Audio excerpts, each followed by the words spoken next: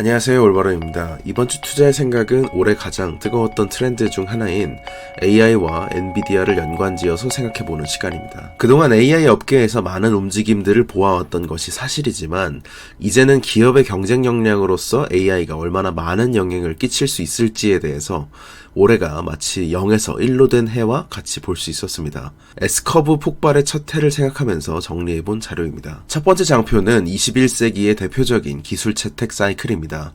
기술 채택의 구간의 초입에 가장 채택률이 빠르고 그리고 주가 성장도 센데요.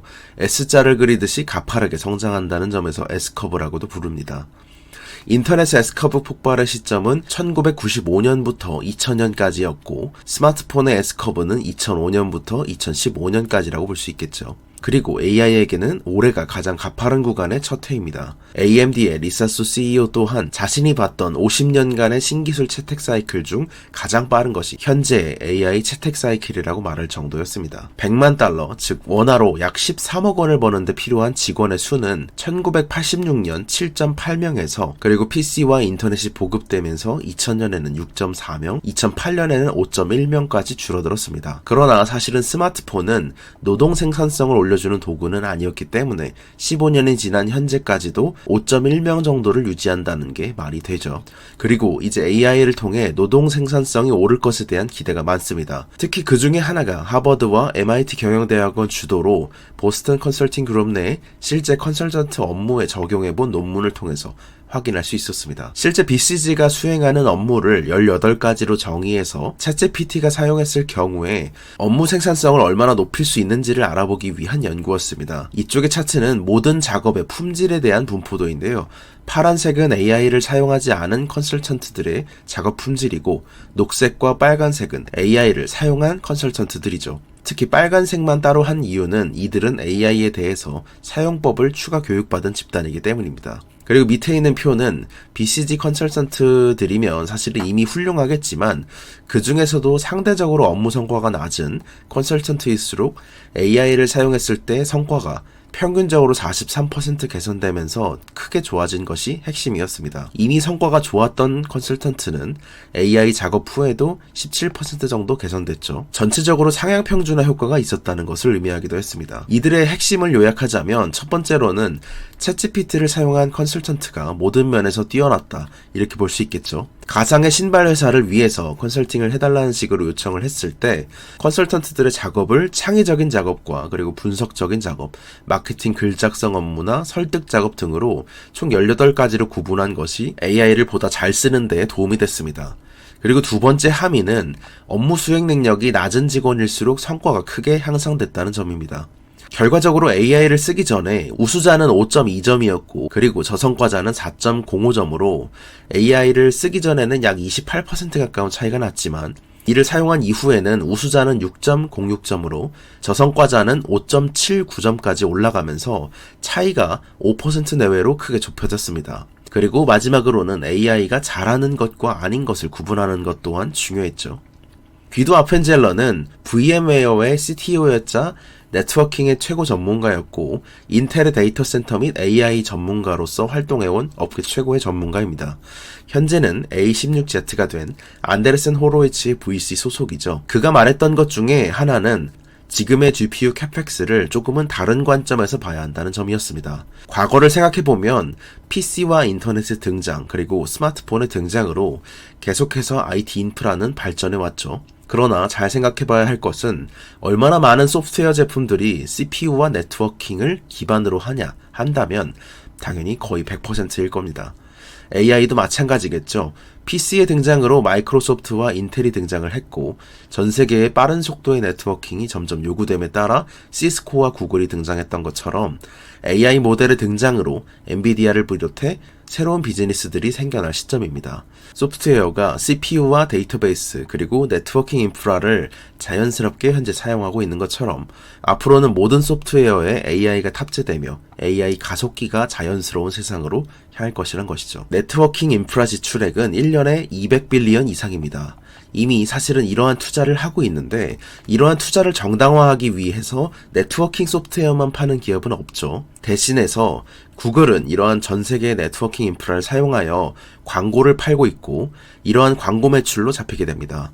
마이크로소프트 또한 이를 사용해서 오피스를 전 세계에 팔 수 있죠. 현재 전 세계의 IT 전체 지출액은 연간 5조 달러인데 이것들이 절감되는 비용과 그리고 새로운 시장이 창출될 것을 생각하는 차원에서 AI 가속기 시장 규모를 생각해야 한다. 이런 귀도 아픈 젤러의 발언이 있었습니다. PC에서는 하드웨어의 인텔, 소프트웨어는 마이크로소프트가 있었고 스마트폰에는 하드웨어의 애플 및 퀄컴과 소프트웨어의 페이스북이 새로 나왔던 것처럼 이번에는 하드웨어의 엔비디아가 나왔고 소프트웨어에 또 누군가가 나올 시간입니다.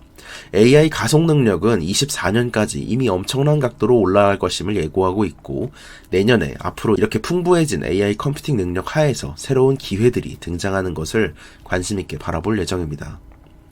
이제 마지막으로 어떻게 이렇게 개발이 되어 왔는가를 조금 이해해 보시면 도움이 될 것 같아서 정리를 해봤는데요. 엔비디아의 전성기는 2007년 지포스 8000번대 시리즈로부터 시작됐습니다.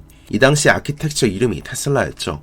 테슬라 아키텍처로부터 시작된 혁신이었습니다. 효율과 성능이 이전 세대에 비해서 훨씬 더 좋아졌고 메모리도 개선되었죠. 그러다 보니까 GPU를 굉장히 여러 목적으로 사용할 수 있게 된 씨앗을 보게 된 시점이었습니다. 아시다시피 CPU의 개발 기간은 1년 주기이고 GPU는 2년 주기였기 때문에 이미 2007년 지포스를 발매하기 전부터 GPU를 여러 목적으로 쓸 수 있을 가능성을 엔비디아는 보고 있었죠. 그래서 2006년 말 쿠다를 발표하고 가속 컴퓨팅의 시대를 위한 초석을 쌓았습니다. 그로부터 3년 뒤 2009년에는 GPU를 조금 더 다양한 곳에 쓸 수 있도록 하기 위해 GPU 개발자 컨퍼런스, 한마디로 GTC를 매년 개최하기 시작했죠. 그리고 IBM의 AI 개발 시대를 넘어서 이제는 2012년 토론토 대학교의 제프리 힌튼 교수가 이끌었던 연구실 내에서 알렉스넷을 새로 내놓습니다. 알렉스 크리제브스키와 함께 여기 당시 오픈 AI의 천재 개발자 일리아 수츠케버가 있었죠. 연구진은 이미지넷 대회에서 이미지를 100만 개를 자동으로 인식할 수 있는 심층 신경망, 한마디로 딥 뉴럴 네트워크를 만들었습니다. 엔비디아의 GTX 580 GPU 2개로 학습시킨 결과 수십 년간 정상을 지켜왔던 하드코딩 전문가들의 알고리즘을 모두 제치고 이미지넷에서 우승한 것이죠. 이제 세상은 뉴럴넷의 시대로 통일됐던 시기였습니다. 여기서 조금 더 발전돼서 나온 것이 안드레 카파스의 소프트웨어 2.0에 대한 담론입니다. 뉴럴넷으로 코딩을 모두 대체하자는 내용이었죠. 그리고 5년이 지난 2017년 구글 브레인에서 전설의 모델 트랜스포머가 등장하게 됩니다. 아직도 AI를 공부하시는 분들이 가장 많이 뎁스 자료로 파고 계시는 분야이죠. 이전까지 이미지 처리는 CNN으로 자연어 처리 같은 것은 RNN으로 처리하는 것이 가장 우수하던 모델이었습니다. 조금 더 발전해서 2014년에 구글 번역을 이끌었던 시퀀스 투 시퀀스 모델 같은 경우도 있었긴 하지만요. 트랜스포머의 이후로 세상의 길이 하나로 통하기 시작했습니다. 2010년대 이전 때는 당시에는 컴퓨터 비전과 스피치, 자연어 처리나 강화학습 같은 건 완전히 분리된 영역이었습니다. 그래서 개발자들의 시간 또한 한정되어 있기 때문에 여러 분야의 논문을 읽을 수는 없었죠. 따라서 분야별로 특성화된 공부를 했어야 했던 시기였습니다. 심지어 머신러닝 기반이 아닌 경우도 많았습니다. 이것이 알렉스넷의 시대를 거치면서 머신러닝과 신경망의 시대로 통합됐습니다. 각각의 뛰어난 아키텍처들은 모두 달랐긴 하지만 다들 비슷하게 대규모 데이터셋을 다루고 신경망을 최적화할수록 성능이 좋아진다는 점에서는 비슷했습니다. 그리고 이제 트랜스포머가 등장하면서 이미지 인식, 자연어 처리, 단백질 모델링이나 음악이나 로봇 공학 등 수많은 영역에서 트랜스포머 모델을 활용한 AI가 성능을 압도하기 시작했죠.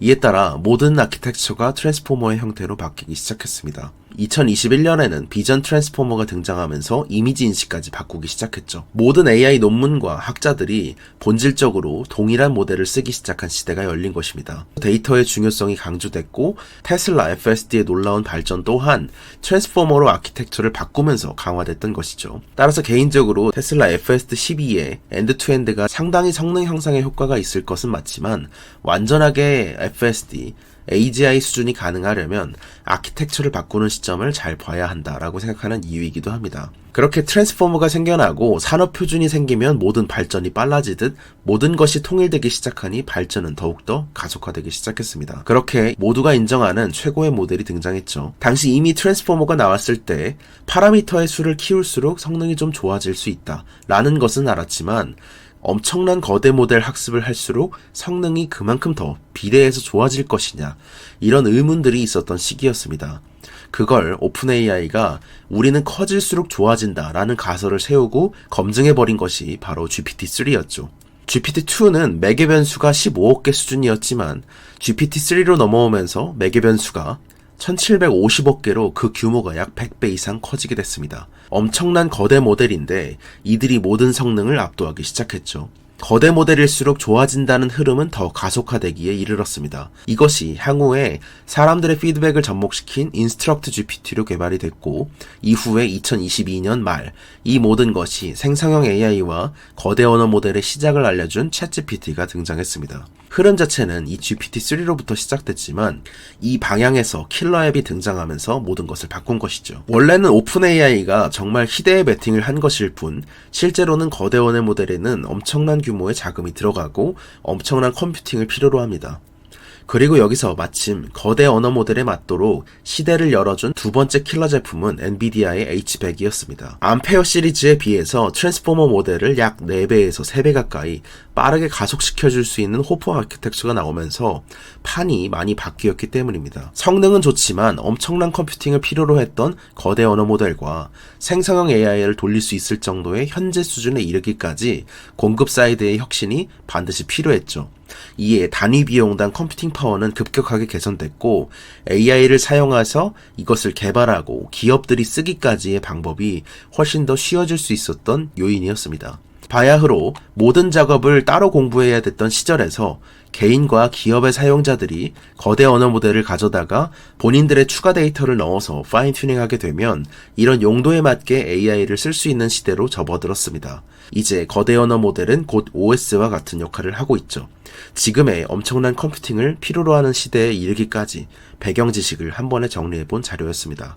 이것은 네이버 콘텐츠로 나갔던 자료 중에 일부를 소개해드린 것입니다. 이번 주 네이버 프리미엄 콘텐츠를 통해 전해드렸던 독점 콘텐츠는 총 3가지였습니다. 이번 주 주간 전략 보고서에서는 12월 컨퍼런스 보드 소비자 신뢰 지수를 분해해서 다뤄봤고 전체적으로는 계속해서 매크로를 중요한 요소들은 틈틈이 보고 있기 때문에 소비와 고용, 물가의 3박자를 체크해 볼 수 있었죠. 그리고 지난 페덱스와 나이키의 실적 발표로부터 리세션 징후들에 대해서 한 번 더 알아봤고 이스라엘 전쟁과 홍해 물류의 상관관계 모니터링 결과 빅테크 기업들에 대한 코멘트를 살펴보았습니다. 두 번째는 엔비디아와 생성형 AI에 대해서 다뤘습니다. 올해 1월 오픈AI의 챗GPT가 월간 사용자 수 1억 명을 달성했고 2월에는 마이크로소프트의 빙에 챗GPT가 탑재되면서 구글을 위협하기에 이르렀습니다. 그리고 수많은 기업들이 이러한 오픈AI의 성공 사례를 보고 3월과 4월 AI 서버 주문을 엄청나게 넣었죠. 그 결과 리드타임이 1년까지 연장되고 지금까지 이어지기에 이르렀습니다. 구글의 아성이 순식간에 깨질 뻔했던 그 순간은 여러 투자자들과 경영진에겐 강한 충격이었습니다. 구글은 코드레드를 발령했고 창업자가 현업으로 복귀하며 학술적인 연구를 수십 년간 이어가던 구글 브레인과 딥마인드가 각성하던 계기가 됐죠. 신기술의 S커브 역사를 살펴보고 왜 지금의 생성형 AI와 거대 언어 모델이 기존과 달리 엔비디아 칩을 엄청나게 필요로 하게 된 것인지 그 본질에 대해서 정리해본 자료입니다. 세 번째는 워렌 버핏의 45년간의 투자 레터를 정리하는 시간을 가져봤습니다. 이번 투자의 생각은 지금까지 처음 얘기 드리는 것이기도 하지만 투자의 주체인 제 개인의 고민을 토대로 여러분들과 함께 투자의 방법에 대한 것을 얘기 나눠봤습니다. 특히 개인적으로 올해 5월부터 6월까지는 뼈저린 복귀 후에 기존의 투자 방식을 모두 바꾸고 새로운 투자 방식을 정의하게 됐던 개인의 방법, 그리고 새로운 투자 방법의 핵심이었던 현실 가능성과 심리적 편안함에 대한 요인을 정의하고 어떤 기업을 투자하게 됐는지에 대한 생각을 담았습니다. 이러한 투자 방법의 변화에는 워렌 버핏의 확실한 성장을 찾는 트렌드를 얻는 지혜를 많이 사용을 했는데 피할 수 없는 성장 그리고 변하지 않는 흐름을 추구하는 버핏의 투자 성격을 담은 투자자들을 위한 편지로부터 배우는 자료였습니다. 이번 주 투자의 생각 유튜브 편은 여기서 마치겠습니다. 감사합니다. 올바른이었습니다. 좋은 하루 되시고 새해 복 많이 받으시길 바라겠습니다. 감사합니다.